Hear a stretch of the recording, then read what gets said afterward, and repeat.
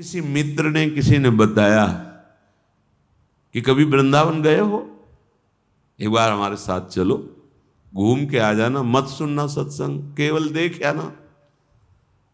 नहीं नहीं नहीं, पैसा हम लगा देंगे, हमारे दोस्त हो, एक बार चलो।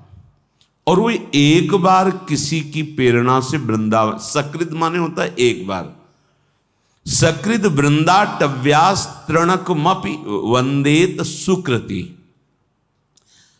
जैसे तीर्थों के दर्शन मात्र से पाप नष्ट होने लगते हैं, और कहीं अवगाहन करे तीर्थ स्नान संयम पूर्वक, तो फिर पाप की प्रवृत्तियों पर भी प्रहार होने लगता है। फिर ये तो धाम है, अब वो धाम आया, बिल्कुल श्रद्धा नहीं थी, बिल्कुल भाव नहीं था, घूमा, यहाँ की वायु, यहाँ की रज उड़कर उसको लगी, यहाँ के वासियों के दर्शन हुए, पाप कम हुआ। अब उसके हृदय में पश्चाताप शुरू होगा, पाप कम हो रहे हैं, उसका परिचय है, तुम्हारा हृदय जलने लगेगा। हृदय में ऐसा लगने, संत भगवंत धाम आदि की, सत्संग आदि की कृपा का स्वरूप यह है कि आपके सामने आपके दोष आ जाएंगे और आपको जलन पैदा हो जाएगी, धिक्कार है यार हमारे जीवन को, कैसा गंदा जीवन व्यतीत कर रहे हैं। ये जानो, ये चमत्कार हो रहा है, धाम का चमत्कार, संत का, संत के वचनों का, कि आपको अपनी कमियां दिखाई देने लगे और फिर वो बर्दाश्त न हो कि आप नहीं, बहुत हो चुका। ये पवित्र हृदय में स्फुरित, अर्थात उसका पवित्र हृदय हुआ और उसने किसी एक तृण में, घास में श्रद्धा कर लिया वृंदावन की। बड़ी अद्भुत बात है, किसी लता में, किसी वृक्ष में श्रद्धा कर, ये धाम के वृक्ष हैं, हृदय से लगाया, थोड़ी देर बैठ गया उनके नीचे, कह रहे हैं वंदेत, उसकी वंदना की, किसी लता की, किसी की भी। अभी यहां प्रभु की नहीं कह रहे कि बिहारी जो पहुंच गया या किसी संत की वंदना की, ऐसा नहीं कह रहे, किसी लता पता घास तृण। तो ये लता पता कौन है? उद्धव आदि महापुरुष। ये लता पता बनना चाहते हैं, वो कहते मेरी आशा है कि मुझे तृण औषधि गुल्म लता कुछ वृंदावन की बना दी जाए। तो सकृत वृंदाटव्यास तृणकमपि वंदेत सुकृति। जे ही उसने किसी एक वृक्ष पर, एक लता पर, और कहीं बिहारी बिहारी पर, या कहीं भगवत प्रेमी महात्मा पर, फिर क्या होगा? पर यहां कह रहे केवल एक लता पता, उसका और कोई ज्यादा भाव नहीं, क्योंकि दूसरे से प्रेरित होके आया, और जे ही धाम, तो उसको जलन पैदा हो जाएगी। कितना मैं गंदा हूं, कितना मेरे अंदर गंदे विचार हैं, क्या मैं भी कभी पवित्र हो सकता हूं?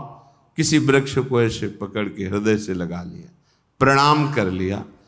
तो श्रीपाद कह रहे स तत्प्राणस्योच्छृंखल, जब उसके प्राण निकलेंगे, निखिल सकते करुणया, अखिल शक्तियों के स्वामी करुणा करके, ध्रुवम, ध्रुव शब्द बोल रहे हैं, यह अकाट्य सत्य है। जब ध्रुव बोला जाए तो अकाट्य सत्य। ध्रुवम देहस्यांते हरिपद मलभ्यंच लभते। निश्चित देह पतन होने के बाद, शरीर छूटने के बाद, वो हरि के परम पद को प्राप्त होगा। कौन? भजनानंदी नहीं कह रहे, दविष्ठे यस्तिष्ठे दति कुकृति निष्ठा कुविषये, गंदी बातों में, गंदे विषयों में जो निष्ठा पूर्वक, जैसे भक्ति की निष्ठा होती, कभी हम बुरी बात नहीं सुन सकते, ऐसे उसकी निष्ठा है, कभी सत्संग नहीं सुन सकते, कभी नाम जप नहीं कर सकते, कभी तीर्थयाटन नहीं कर सकते, कभी भगवत आस्तिकता नहीं है। पर वो संयोग से वृंदावन आ गया, एक किसी लता तृण पर वंदना कर दी, आलिंगन कर लिया, तो बोले ध्रुवम, विश्वास करो, देहस्यांते, शरीर छूटने के बाद, हरिपद मलभ्यंच लभते, वो हरि के परम पद को प्राप्त होगा, ये उसे परम लाभ होगा।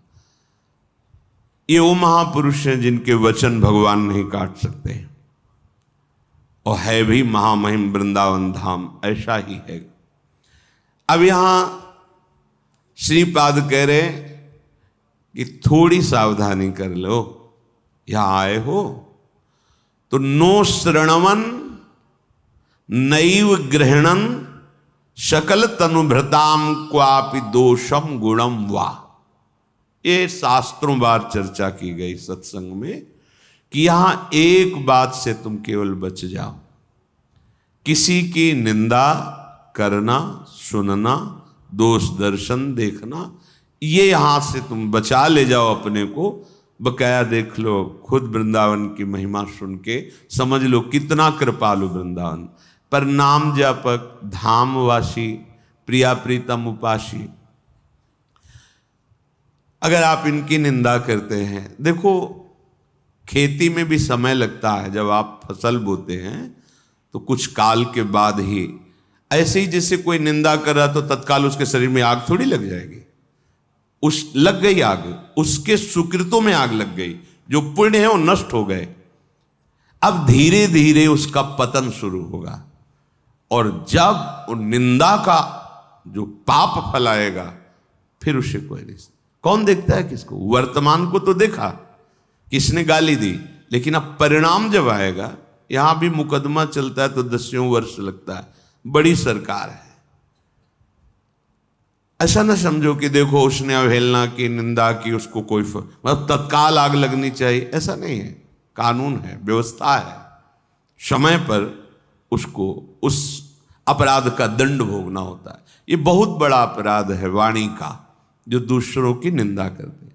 कुछ अल्पज्ञ लोग अज्ञान से घिरे हुए, जो अपने को परमार्थ से युक्त समझते हैं, वो अपने ही गुरु को सर्वत्र ना देख पाने के कारण वो अपने गुरु को एक सीमा में, एक शरीर में बांध लेते हैं, और संतों की उपासना की, भक्तों की, महापुरुषों की वो निंदा करते हैं। उनको ऐसा लगता है इससे हमारे गुरु प्रसन्न हो जाएंगे, क्योंकि हम अपने गुरु की बढ़ाई कर रहे हैं और सबकी निंदा कर रहे हैं।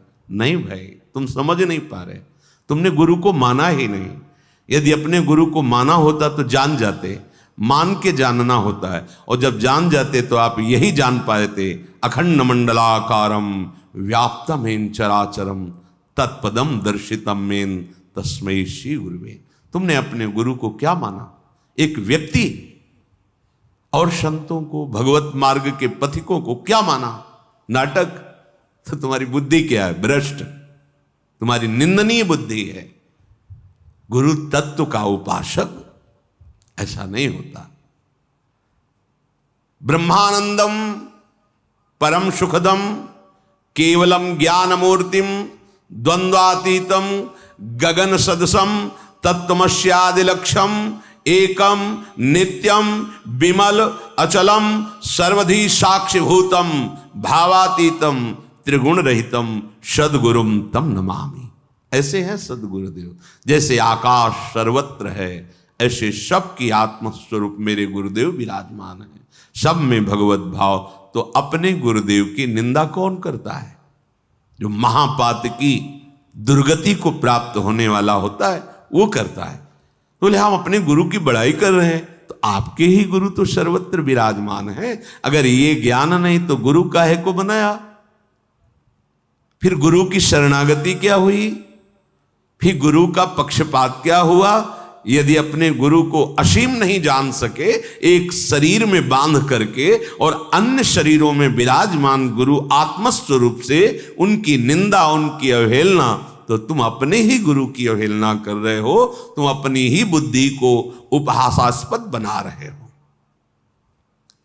ऐसे लोग घोर नरक को प्राप्त होते हैं। अब परिणाम की तरफ उनकी दृष्टि नहीं, और वर्तमान में ऐसा कुछ है नहीं, तो लगता है देखो वो निंदा कर रहा है, उसको क्या मिला? कुछ तो नहीं बिगाड़ पाए। नहीं, फसल में समय लगता है, समय का इंतजार करो। फिर तुम्हारी अल्प दृष्टि, इसलिए तुम देख नहीं पाओगे कि मरने के बाद इसको क्या परिणाम मिलता है, आगे इसको क्या परिणाम। और अभी वर्तमान में उसका हृदय जल रहा है। कितना अशांत है। जब किसी के मुख से किसी की निंदा निकलती है तो उस समय उसके हृदय को देखो, कितना कलुषित और जल रहा है वो, तब वो ऐसा बोल रहा है। तो क्या गुरु कृपा, गुरु निष्ठा, गुरु भाव का ये फल होता है? इसका मतलब आप तुम अपने गुरु के नहीं हुए, तुम अपनी गुरुवाणी को नहीं समझ रहे हो। गुरुदेव जो बोल रहे हैं उसे नहीं समझ रहे। अगर समझते तो सर्वत्र अपने गुरु का दर्शन कर। गुरु असीम है, अनंत है, कहीं भी जाओ आकाश मिलेगा। ब्रह्मानंदम परम सुखदम। गुरु का वर्णन करने के बाद हृदय जल रहा है, मतलब तुम कहीं ना कहीं आज्ञा उल्लंघन कर रहे हो।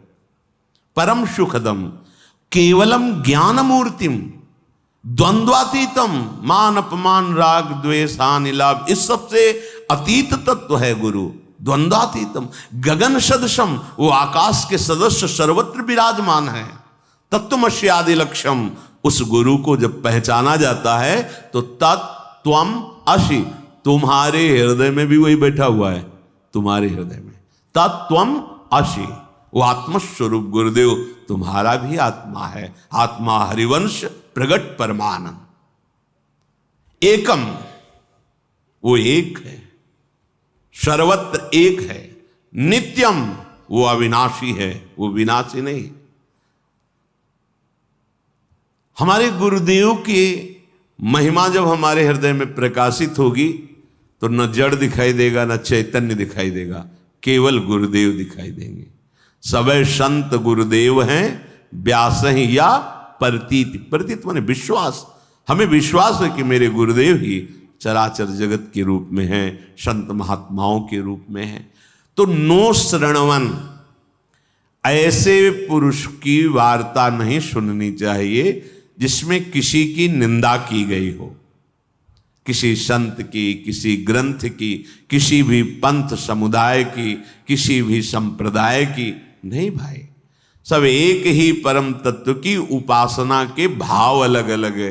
कोई निर्गुण, कोई निराकार, कोई सगुण साकार, कोई नाम रूप लीला धाम, जो जैसा भाव। मेरे प्रभु इतने कृपालु है कि ये था माम प्रपद्यन्ते तास तथैव भजाम्यहम्। तुम जैसा भाव करोगे वैसा प्रभु आपके दर्शन में आने लगेंगे। श्रीपाद कह रहे नो श्रणवन, तुम्हें किसी की भी निंदा नहीं सुननी है। कान में अंगुली डाले हट जाए वहां से। राधा राधा राधा राधा राधा। यदि ये स्वभाव बना रहा ना, हृदय की मात्सर्यता ईर्ष्या प्रबल होने पर, अच्छा बोला है, ठीक है, वो ऐसा ही है, तो तुम्हारे परमार्थ या अंतःकरण में भगवत भाव ये नहीं। सच्ची अनुभव की बात, जब आप सिद्धांत से थोड़ा भी विलग होंगे तो चिंतन की धरा उतर जाती है। वो चिंतन ही नहीं होता जो आनंद प्रदान करने वाला। जैसे आप धर्म विरुद्ध भोगों को भोगे, पापाचरण करें, तो आपका चिंतन इतना गिरी दशा में आ जाएगा कि आपको ये बातें सब जलाने वाली बनेगी। आप भागोगे कि मुझे नहीं सुनना, ये सब नाश करने वाली बातें, ऐसा लगने लगेगा। हाँ, जो तुम्हारी कुमार्गगामी प्रवृत्ति है ना, उनका ये नाश करने वाली, और तुम उनका आदर करते हो इसलिए तुम्हें अच्छा नहीं लगेगा। और जो सतमार्ग में चलता है तो एक एक शब्द उसे अमृत जैसा लगेगा। जब हम दूसरे की निंदा करते हैं, दूसरे की निंदा श्रवण करते हैं, अनुमोदन करते हैं, तो हमारे चिंतन की धरा तत्काल गिर जाती है। ये बड़ा सूक्ष्म विषय है। जब आप बिल्कुल ठीक से चलोगे तो आपकी चिंतन की धरा ऊंचाई की तरफ होने लगेगी। और जहां आप अपराध करोगे या पापाचरण करोगे तो ऐसी जगह चिंतन आके टिक जाएगा जहां बहुत अशांति, क्लेश, चिंता, माया का जाल, प्रपंच घेर लेगा, निकलने की गुंजाइश नहीं रह जाएगी। जब आप ठीक आचरण से चलोगे तो आपका चिंतन ऐसी प्रफुल्लता, आनंद, निर्भयता, निःशोक, निश्चिंतता, ये ऐसे दिव्य सद्गुण आ जाएंगे। हमारी प्रार्थना मानो, आनंद के लिए ही मनुष्य शरीर मिला है, पर आप गलत आचरण करके, गलत चिंतन करके आप अपनी धरा बहुत गिरा लेते हैं अंतःकरण की। फिर ऐसे निराश, उदास, हताश, वो जीवन व्यर्थ हो जाता है। नो श्रवणमन, एकदम आदेश कर रहे, सुनना ही नहीं। पूज्यपाद श्री उड़ी बाबा जी महाराज एक भक्त का उदाहरण देते हैं कि उनके पास जहां कोई प्रभु से बिलक चर्चा करने लगता, वो कान में उंगली डालते और जोर से बोलते श्री कृष्ण श्री कृष्ण श्री कृष्ण, भाग पड़ते वहां से, सुनना ही नहीं है। नो श्रणवन,